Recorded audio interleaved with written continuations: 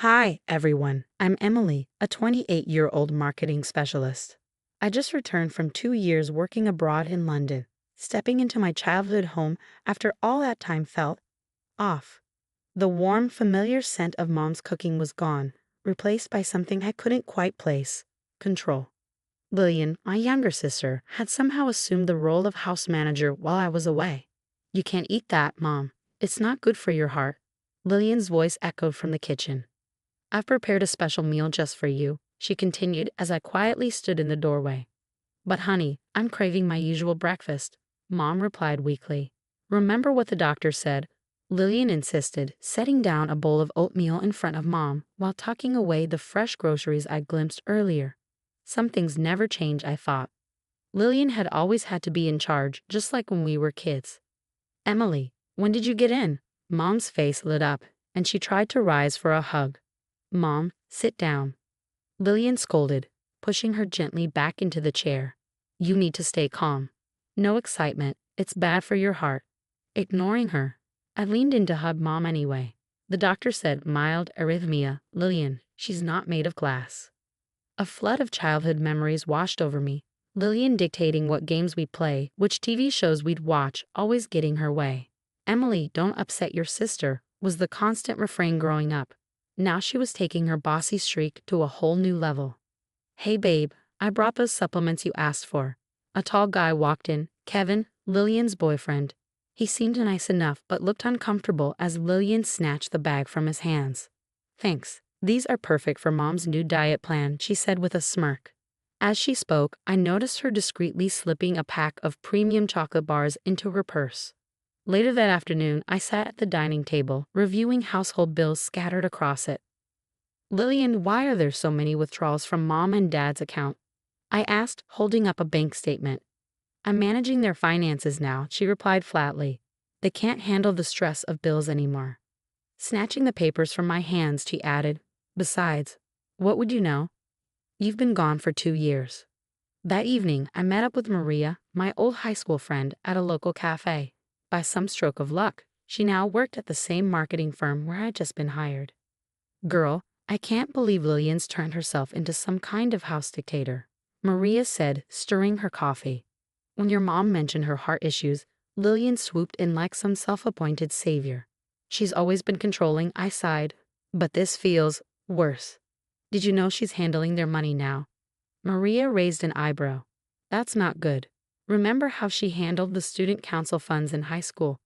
They had to audit everything after she graduated." I nodded, the memory a sharp pang in my chest. "And now she's convinced Mom and Dad she's their guardian angel. Mom can't even make tea without her approval." "Just be careful," Maria warned. "Lillian has a way of flipping things around when you call her out." "I know," I said, staring into my coffee, "but I'm not the same person I was 2 years ago. I'm going to do something about this before it gets worse."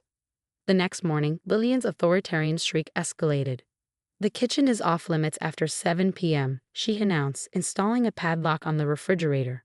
"And Mom, breakfast is only between 8 o'clock and 8:30. "But I get hungry at night," Dad protested. "Then eat more during your designated meal times," Lillian snapped, her tone brooking no argument. Later that day, while combing through Mom and Dad's bank statements, I spotted something alarming: a monthly $2,000 charge labeled household management fee. "What's this?" I demanded, confronting Lillian. "That's for my services," she said coolly. "Running this house isn't free, Emily. Not everyone gets to abandon their family to party in London." "Party?" I shot back. "I was working." "Watch your tone," she hissed. "Wouldn't want Mom to hear about your college drinking escapades. Her heart might not handle it." By midweek, I found Dad in his study, looking troubled over a stack of business papers. "Everything okay?" I asked. "The business is struggling," he admitted, his brow furrowed. "But something's not adding up. The numbers don't make sense." Lillian's been helping with the bookkeeping. "But Dad, let me help. I can look at the accounts," I pleaded. Before Dad could respond, Lillian burst into the room. "Absolutely not. Dad's under enough stress. I'm handling everything." Later, when I tried to transfer money to help with bills, Lillian convinced them to reject it. "We don't need your guilty conscience money," she snapped. One evening, I overheard Lillian berating Kevin in the backyard. You're useless. Can't even back me up when Emily questions things. Maybe she has a point about the kitchen rules, Kevin began cautiously. Shut up.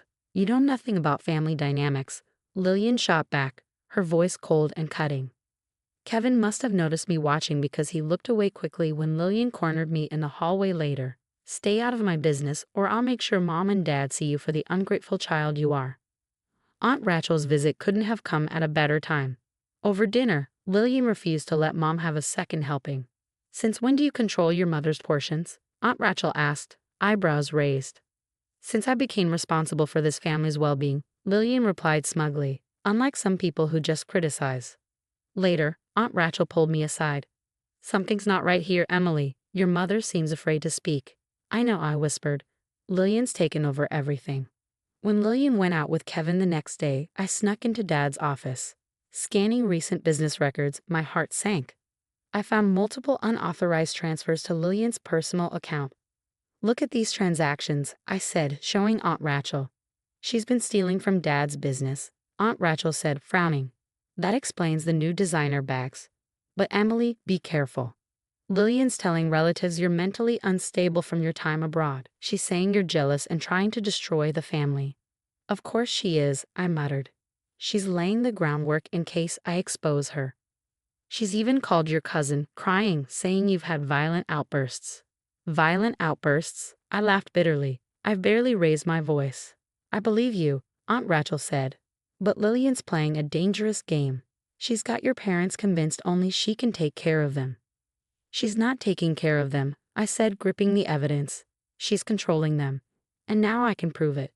That evening, Kevin caught me outside work. We need to talk, he said. Lillian's not what you think. I found something on her laptop, documents from her old jobs. She's done this before. Done what? I asked, my stomach nodding. Financial fraud. She was fired from Jefferson Marketing for stealing client funds. Then from Citibank for manipulating accounts, even a tech company before that.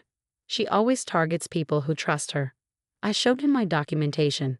Like these transfers from Dad's business. Exactly, but there's more. She's planning something bigger. I overheard her talking about getting your parents to sign over the house. Aunt Rachel and I met with one of Lillian's former coworkers, Jenny. Over coffee, Jenny recounted her experience. She seemed so helpful at first, Jenny said, shaking her head. Offered to manage the office finances. By the time we discovered the missing money, she'd already moved on.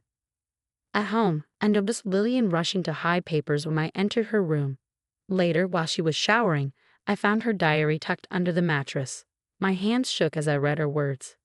Once the house is in my name, we can discuss assisted living options for Mom.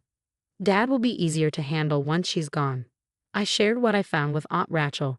She's not just controlling them, she's planning to get rid of them. We need to act now, Aunt Rachel said, gathering bank statements. This pattern is clear. She's been siphonning money for years. That evening, everything came to a head. Dad clutched his chest, reaching for his medication. You can't take those now. Lillian shouted, blocking the cabinet. It's not time. I need them, Dad gasped. Give him the pills, Lillian, I demanded, moving toward the cabinet. Stay back, you don't understand his condition. Stop it, Lillian, I saw your diary. I know everything. Her face went pale. You went through my things. Like you went through Dad's business accounts, or those 3 jobs you got fired from. Kevin stepped out from the hallway. It's over, Lillian. I found all the evidence on your laptop. You went through my computer, she hissed. How dare you? I had to, Kevin said. The transfers, the fraud, the plans for your parents, it's disgusting. You don't understand. I deserve this. I'm the one taking care of them. No, Kevin said firmly. You're exploiting them. We're done. And if you try anything, everything goes public. You can't prove anything, Lillian snarled. Actually, we can. I held up my phone.